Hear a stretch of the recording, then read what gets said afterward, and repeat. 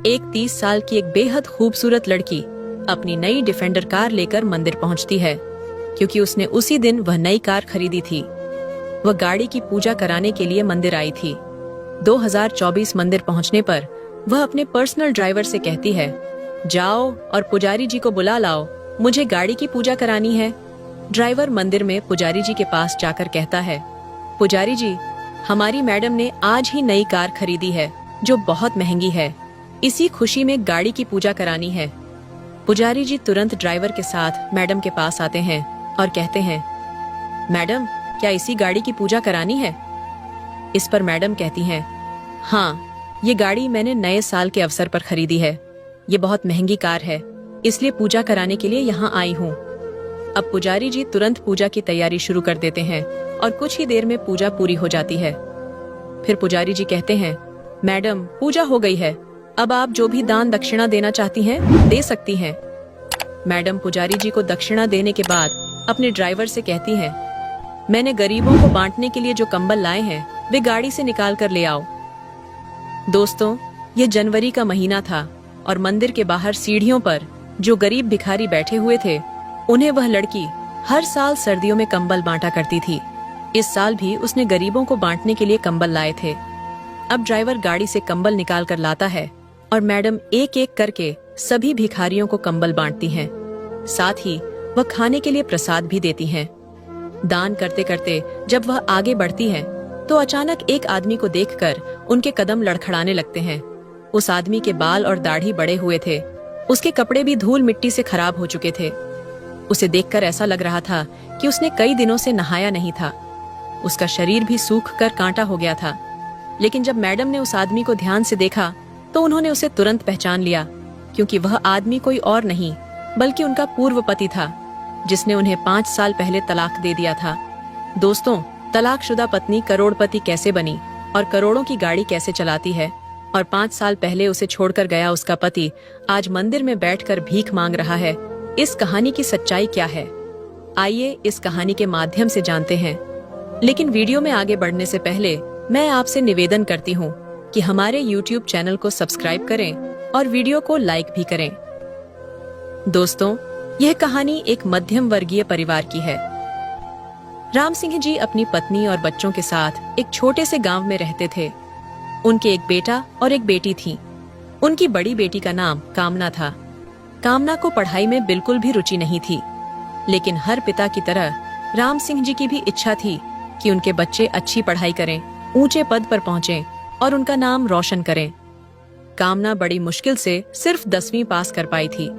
इसके बाद उसने अपने पिता से साफ कह दिया कि उसे पढ़ाई में बिल्कुल भी दिलचस्पी नहीं है और उसे पढ़ाई करने के लिए मजबूर न करें।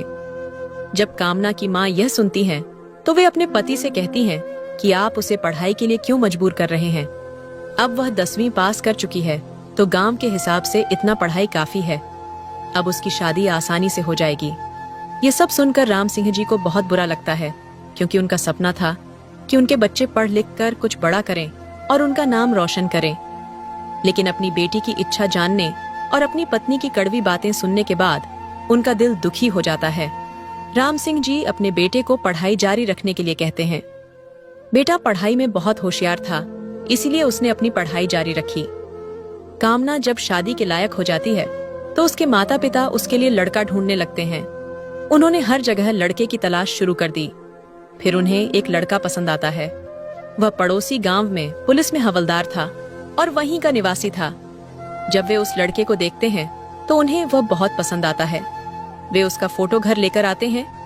जब वह फोटो अपनी बेटी कामना को दिखाते हैं तो उसे भी वह हवलदार लड़का पसंद आता है। निखिल नाम का एक लड़का था जो दिखने में सुंदर और सुडौल था। उसके पिता निखिल के परिवार से मिलने गए, शादी की बातचीत की और दहेज और अन्य औपचारिकताओं पर चर्चा के बाद शादी की तारीख तय कर दी। तय तारीख पर बड़े धूमधाम से शादी हुई। शादी के बाद कामना अपने ससुराल पहुंचती है। पति पत्नी दोनों का वैवाहिक जीवन बहुत अच्छे तरीके से शुरू होता है, क्योंकि निखिल अपने माता पिता का इकलौता बेटा था। कामना को भी ससुराल में बहुत इज्जत और मान सम्मान मिलता है। यह परिवार खुशी खुशी अपना जीवन बिता रहा था। लेकिन समय के साथ कामना को अपने पति निखिल के बारे में ऐसी बातें पता चलने लगीं जिनकी उसने कभी कल्पना भी नहीं की थी। दरअसल निखिल पुलिस में हवलदार था, लेकिन वह गलत तरीके से पैसे कमाता था। उसका कई लड़कियों और महिलाओं के साथ अवैध संबंध थे और उसे शराब पीने की लत लग चुकी थी। उसे अपने जीवन का आनंद उठाने में ही रुचि थी और किसी की परवाह नहीं थी। जब ये बातें कामना के सामने आने लगीं, तो उसने अपने पति को समझाने की कोशिश की। उसने कहा, देखो, ये नशे की लत और लड़कियों के साथ अफेयर तुम्हें एक दिन बर्बाद कर देंगे। तुम्हारी पुलिस की नौकरी बहुत अच्छी है और तुम्हें ईमानदारी से काम करना चाहिए। गलत तरीके से कमाया हुआ पैसा कभी भला नहीं करता, बल्कि परिवार को नुकसान पहुंचाता है। इसलिए तुम ये सब छोड़ दो। तुम्हारी सैलरी में हम आराम से अच्छी जिंदगी जी सकते हैं। मेरे पिताजी थोड़ी बहुत खेती करके ही हमारे परिवार का पालन पोषण करते थे। उन्होंने हमें पढ़ाया लिखाया और मेरी शादी भी की। तुम्हारी तो सरकारी नौकरी है, फिर ये गलत काम क्यों? कामना की बातों पर निखिल ज्यादा ध्यान नहीं देता। जब कामना ने बहुत विरोध किया तो उसने उस पर हाथ भी उठा दिया। अब निखिल और ज्यादा शराब पीने लगा था और रोज शराब पीकर घर में झगड़ा करता। इस वजह से कामना के साथ साथ उसके सास ससुर भी निखिल से नाराज हो गए थे। एक दिन सास ससुर ने कामना को बुलाकर समझाया, बेटी, अब उसकी ड्यूटी यहीं खत्म हो रही है। हमने सुना है कि उसकी पोस्टिंग अब दूसरे शहर में होने वाली है। हम चाहते हैं कि तुम भी उसके साथ शहर जाओ। अगर तुम उसके साथ रहोगी तो शायद उसका ध्यान लड़कियों से हट जाएगा। तुम उसे समझाओगी तो शायद वह शराब पीना भी छोड़ देगा। बेटी, अब इस घर की इज्जत सिर्फ तुम्हारे ही हाथों में है। तुम ही हो जो उसे सुधार सकती हो। ये कहकर उनके आंखों में आंसू आ गए। वह बोलकर उसकी सास ससुर की आंखें भर आईं। वह उनके आंसू पोंछते हुए बोली, आप चिंता मत कीजिए, मैं उन्हें सही राह पर लाने की पूरी कोशिश करूंगी। अगर चीजें बिगड़ी हैं तो उन्हें सुधारने की कोशिश भी हमें ही करनी होगी। ये सुनकर निखिल के माता पिता ने कहा, बेटा, तुम्हारी शादी को अभी कुछ ही समय हुआ है और अब तुम्हारी पोस्टिंग दूसरे शहर में हो गई है। हमें लगता है कि तुम्हारी पत्नी को भी तुम्हारे साथ थोड़ा समय बिताना चाहिए, इसलिए उसे अपने साथ ले जाओ। वहां एक क्वार्टर लो, कुछ दिन साथ रहो और फिर वापस आ जाओ। लेकिन निखिल अपनी पत्नी को साथ ले जाने से मना कर देता, क्योंकि उसे लगता था कि अगर उसकी पत्नी उसके साथ रही तो वह उसे हर बात में रोक टोक करेगी। लेकिन उसके माता पिता के बार बार जोर देने पर वह मान गया और अपनी पत्नी को साथ लेकर उस शहर चला गया जहां उसकी पोस्टिंग हुई थी। दोनों एक क्वार्टर में रहने लगे। कुछ दिनों तक सब ठीक चला, लेकिन फिर निखिल ने अपनी पुरानी आदतें शुरू कर दी। वह शराब पीने लगा और नशे में रहने लगा। फोन पर दूसरी लड़कियों से बात करता और गैर जिम्मेदाराना हरकतें करता। कामना ने उसे कई बार समझाने की कोशिश की, लेकिन निखिल पर कोई असर नहीं हुआ। जब उसका नशा उतरता तो कामना फिर से उसे समझाती, लेकिन निखिल की आदतें नहीं बदलीं। यहाँ तक कि एक दिन कामना ने उसे समझाते हुए कहा, शराब पीना छोड़ दो, लड़कियों के जाल में मत फंसो, अपनी ड्यूटी ईमानदारी से करो। इस पर निखिल को गुस्सा आ गया और उसने उसे जोर से धक्का दे दिया, जिससे कामना का सिर दीवार से टकरा गया और खून बहने लगा। कामना ने भी उसे डांटकर जवाब दिया, जिससे निखिल और गुस्से में आ गया। उसने कामना का हाथ पकड़कर उसे घर से बाहर निकाल दिया और कहा, आज से मैं तुम्हें अपने साथ नहीं रखूंगा, कहीं भी चली जाओ। कामना सड़क पर खड़ी रोती रही। उसे समझ नहीं आ रहा था कि अब वह क्या करे और कहां जाए। उसने खुद को संभाला और रेलवे स्टेशन पहुंचकर अपने माता पिता को फोन किया। उसने अपने पिता को सारी बात बताई और कहा, पापा, यहाँ मेरे साथ ऐसी स्थिति हो गई है। मेरा पति मुझे रोज मारता है। मैं अपनी जिंदगी से तंग आ गई हूँ। आज उसने मुझे मारकर घर से बाहर निकाल दिया। उसके पिता ने जवाब दिया, बेटी, वह तुम्हारा पति है और वह तुम्हारा ससुराल है। अगर हमें अपनी इज्जत बनाए रखनी है तो किसी भी स्थिति में तुम्हें वहीं अपने पति के साथ रहना होगा। शायद कुछ दिनों में वह सुधर जाए। कामना ने कहा, पापा, जो आप कह रहे हैं मैं उसे खुशी खुशी मानूंगी, लेकिन कुछ दिनों में आपको यह खबर मिल सकती है कि आपकी बेटी मर चुकी है, क्योंकि वह इंसान नहीं बल्कि राक्षस है। वह एक दिन मेरा गला दबाकर मुझे मार डालेगा, या मुझे जला देगा, या मुझे फांसी पर लटका देगा और कहेगा कि मैंने आत्महत्या की है क्योंकि मैंने कुछ गलत काम किया है। वह न केवल मेरी इज्जत मिट्टी में मिलाएगा बल्कि तुम्हारी भी बदनामी करेगा। इससे अच्छा है कि मैं ये घर छोड़कर कहीं और चली जाऊं। इस पर उसके माता पिता कहते हैं, बेटा, तुम्हें कहीं जाने की जरूरत नहीं है। जब तक तुम्हारे माता पिता जिंदा हैं, तुम्हें डरने की जरूरत नहीं है। तुम अभी के अभी घर आ जाओ। यह सुनते ही कामना तुरंत अपने घर के लिए निकल पड़ती है। घर पहुंचकर वह अपने सास ससुर को फोन करके बताती है कि उनके बेटे ने उसे मार पीट कर घर से निकाल दिया और अब वह अपने मायके आ गई है। ये सुनकर उसके सास ससुर को बड़ा झटका लगता है, लेकिन बहू को कुछ कहने से क्या फायदा जब अपना ही सिक्का खोटा है। इसलिए वे कामना से कहते हैं, ठीक है बहू, तुम अपने माता पिता के घर रहो, हम उसे समझाने की पूरी कोशिश करेंगे। लेकिन निखिल उनकी एक नहीं सुनता। वह न कामना से सुलह करता है और न ही समझौते के लिए तैयार होता है। उल्टा वह तलाक के कागजों पर दस्तखत करके कामना को वापस भेजने को कहता है।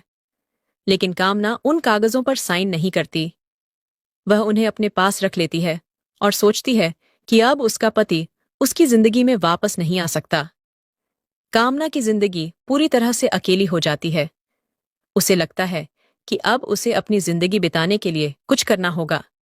कामना ज्यादा पढ़ी लिखी नहीं थी।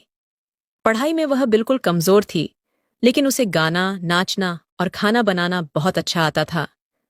इन सभी कामों में उसकी गहरी रुचि थी। फिर कामना अपने टैलेंट के दम पर एक यूट्यूब चैनल खोलती है। वह कुकिंग से संबंधित वीडियो बनाकर अपलोड करती है। धीरे धीरे उसके वीडियो लोगों को पसंद आने लगते हैं और कुछ ही समय में वे वायरल भी हो जाते हैं। कामना यहीं नहीं रुकती। वह अलग अलग प्लेटफॉर्म पर गाने और डांस के वीडियो बनाकर अपलोड करती है। अपनी मेहनत और रुचि के बल पर वह हर प्लेटफॉर्म से अच्छी खासी कमाई करने लगती है। कामना के माता पिता को भी यकीन नहीं होता कि जो लड़की कभी पढ़ाई में अच्छी नहीं थी, वह आज सोशल मीडिया के जरिए इतना पैसा कमा रही है। कामना को खुद पर विश्वास नहीं होता कि उसने कुछ ही महीनों में इतना कुछ हासिल कर लिया है। कामना बहुत पैसे कमाती है और अपने परिवार की जिम्मेदारी भी उठाती है। वह एक शानदार नया घर बनवाती है। उसे नई नई गाड़ियों का भी बहुत शौक होता है। उसके पास पैसों की कोई कमी नहीं होती। वह दिल से भी बहुत साफ होती है। गरीबों की खूब मदद करती है। जो भी उसके पास मदद मांगने आता, वह उसे खुले दिल से मदद करती। नए साल के दिन कामना एक नई डिफेंडर कार लेकर मंदिर पहुंचती है और पूजा करती है। पूजा के बाद जब वह सभी में कंबल बांट रही होती है, तो उसकी नजर एक व्यक्ति पर पड़ती है। उस व्यक्ति को देखकर उसे जोर का धक्का लगता है। आखिरकार पत्नी तो पत्नी ही होती। जो अपने पति से सच्चा प्रेम करती है, वह किसी भी स्थिति में अपने पति को पहचान लेती है। कामना ने निखिल को इस हालत में देखा तो उसकी आंखों से आंसू बहने लगे। जब निखिल ने ऊपर नजर उठाकर अपनी पत्नी कामना को देखा, तो वह भी जोर जोर से रोने लगा। शर्मिंदगी से उसने अपना सिर झुका लिया। कामना ने कहा, और जब निखिल ने अपनी पत्नी के मुंह से अपना नाम सुना, तो उसका दिल तेजी से धड़कने लगा। वह चुपचाप देखता रहा और अपनी पत्नी की तरफ दया भरी नजरों से देखने लगा। उसकी आंखों से आंसू बह रहे थे और उसे खुद पर शर्म आ रही थी। उसने जो किया, उस पर उसे गहरा पछतावा हो रहा था। कामना ने उसका हाथ पकड़कर उसे उठाया और कहा, पहले आप शांत हो जाइए और मेरे साथ गाड़ी में बैठिए। कामना ने पहले निखिल को अपनी गाड़ी में बिठाया और उससे पूछा, अब मुझे बताओ, तुम्हारी ये हालत कैसे हुई? तुम्हारे पास तो सरकारी नौकरी थी, फिर तुम यहां भीख मांगने पर मजबूर क्यों हो गए? मैं तुम्हारे माता पिता से कई बार बात करती थी, लेकिन उन्हें भी तुम्हारे बारे में कुछ नहीं पता था। उन्होंने मुझे बताया था कि तुमने घर आना जाना भी बंद कर दिया है। ये सब क्यों हुआ? निखिल ने सिर झुकाकर सोचा और फिर बोला, यह सब मेरी ही गलती है। जो कुछ भी हुआ है, उसके लिए केवल मैं ही जिम्मेदार हूं। तुम्हें घर से निकालने के बाद मैंने खुद को पूरी तरह से आजाद समझ लिया। मेरा एक लड़की के साथ प्रेम संबंध था। उसने मेरे कुछ निजी फोटो और वीडियो बना लिए और मुझे ब्लैकमेल करके सारे पैसे लूटने लगी।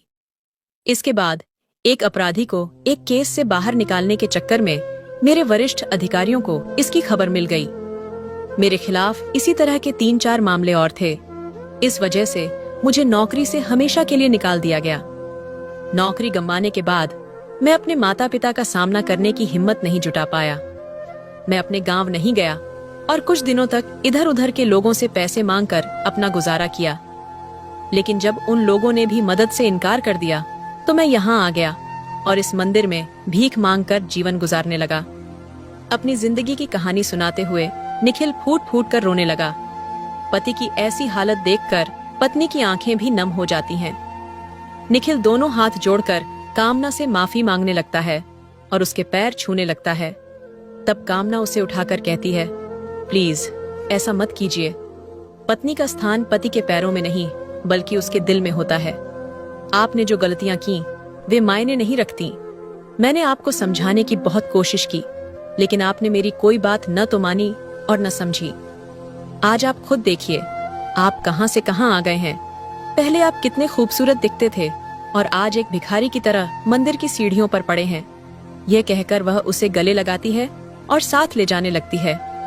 तभी कामना की माँ, जो मंदिर में साथ आई थी, कहती है, कामना, इस इंसान की कोई मदद मत करना। ये आदमी तुम्हारी अच्छी जिंदगी को फिर से बर्बाद कर देगा।